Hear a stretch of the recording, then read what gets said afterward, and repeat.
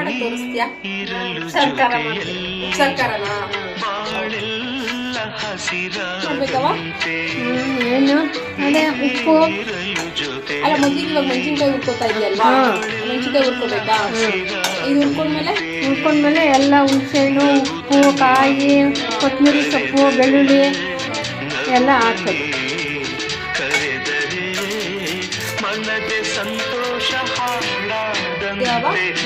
ಬೆಳ್ಳುಳ್ಳಿ, ಮೆಣಸು, ತಕ್ಕಷ್ಟು ಉಪ್ಪು,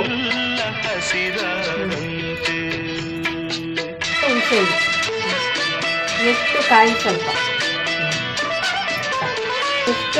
ಕೊತ್ತಂಬರಿ ಸೊಪ್ಪು, ಸರ್ಕಾರಕ್ಕೆ ಕೊನೆಗೆ ಉಟ್ಕೊಂಡಿರೋ ಮೆಣಸಿನ್ಕಾಯಿನೂ ಹಾಕಬೇಕು.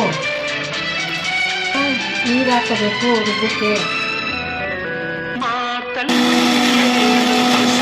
ನಮ್ಮ ಗೌಡ್ರು ಮನೆ ಉಪ್ಸಾರು ಖಾರ ರೆಡಿ.